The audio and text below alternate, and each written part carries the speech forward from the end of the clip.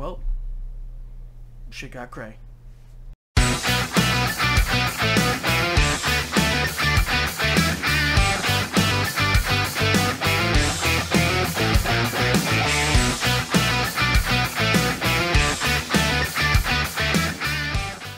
WandaVision, Marvel's reality warping sitcom experiment continues, and this week, things start to get a little weird. We pick up right where we left off from last episode, with Wanda's miraculous pregnancy being investigated by Dr. Nielsen. Now, the funny thing about episode 3 of WandaVision is that it gives you more, but not as much more as I was expecting, to be honest with you. After the very two sitcom-focused episodes, I expected more meat to episode 3. I was expecting full-on speculation and comic references galore. But again, this is a pretty standard sitcom episode with tiny bits of moments that hint at what's really going on behind the scenes, but nothing really substantial. We are in uncharted waters. The one thing we do get a lot more of in this episode is moments of uneasy tension, moments that make us realize that things are very, very weird where we are, and weird in a scary way. Something very serious is going on. Wanda, have you gotten bigger? Life moves pretty fast out in the suburbs. After episode 3, I'm very much still all in with this series. I love the big swings Marvel Studios is taking. This show is unlike anything we've ever seen from this studio before, and I very much appreciate the diversity that they're willing to take with this new phase of films and Disney Plus series. I think WandaVision's a great start to that, and while it is pretty slow in building up its story and building up to the mystery, I think that once everything starts unraveling and once we get to those big moments, the series is going to be even better than we all can imagine. Who are you? I don't know. Now we're going to dive into a bit of spoilerish territory, because there are some things I want to talk about in this episode. I mentioned Dr. Nielsen in the beginning. Now, I'm pretty sure that that's a play on the Nielsen rating system for television. And we find out Wanda's already 4 months pregnant overnight. Not only that, but throughout the episode, her pregnancy develops at rapid speed. And I feel like the more she uses her powers, the faster her pregnancy moves along. She goes from 4 months to about a day later giving birth. Now, after Dr. Nielsen leaves, we found out that he's going to Bermuda. This is a stretch, but in Marvel Comics lore, in the middle of the Bermuda Triangle, Magneto has a base called Island M. And the first appearance of this base was in X-Men number 4, which happens to also be the first appearance of Quicksilver and the Scarlet Witch in Marvel Comics. Now, coincidence? Probably. Man, what is the deal with Herb? We see him using a hedge trimmer to cut into the cinder block wall outside of Vision's house. And he has such an eerie look on his face, and it's such an eerie scene in general. What is he trying to get through to Vision? During the nursery scene, there are a couple of things that jump out at me. The first are the cans. They're a brand called Simser. Now, this is most likely a reference to Jeremy Simser, a storyboard artist for Marvel Studios that has worked on WandaVision as well as Doctor Strange and the Multiverse of Madness. But what is interesting is that the tagline on the paint cans is a universe of color. And I know that this phase of the MCU deals a lot with the multiverse. Also, in that same scene, we see Wanda turn mobile butterflies, inanimate objects, into living, breathing butterflies. I find this interesting because it basically tells you that Wanda has the ability to create life. And I don't know if this is going to play into the show later on. In the same scene, we now find out that Wanda's 6 months pregnant in only the span of a couple of hours. Now, this is one of quite possibly my favorite Easter eggs of the episode.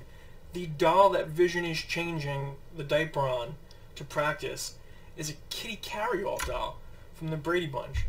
I think this is one of the neatest little homages to the sitcoms of the 70s that they've had in this entire episode.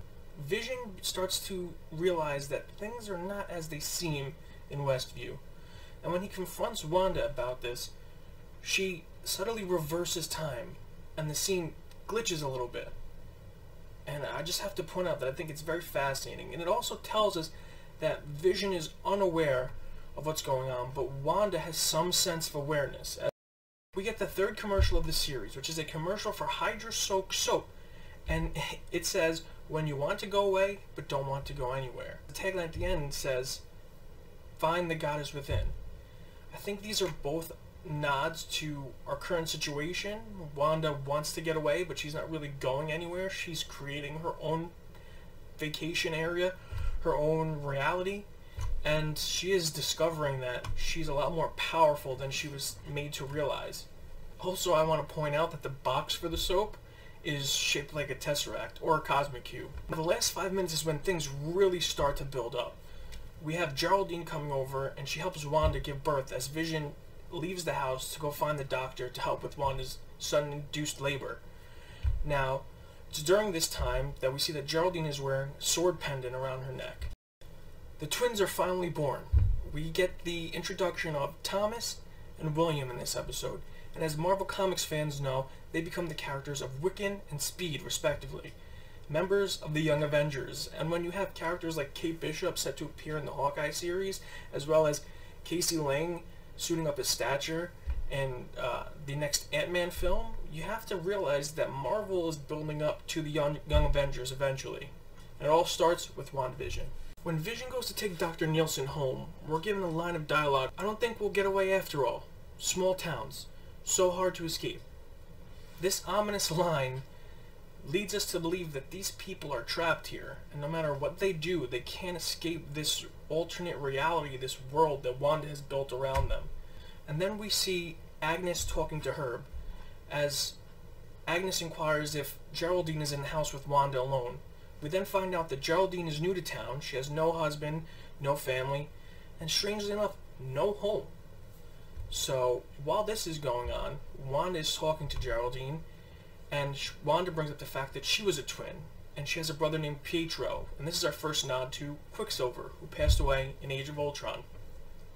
This jogs the memories of Geraldine, and she brings up the fact that Pietro died to Wanda, and this does not make Wanda very happy.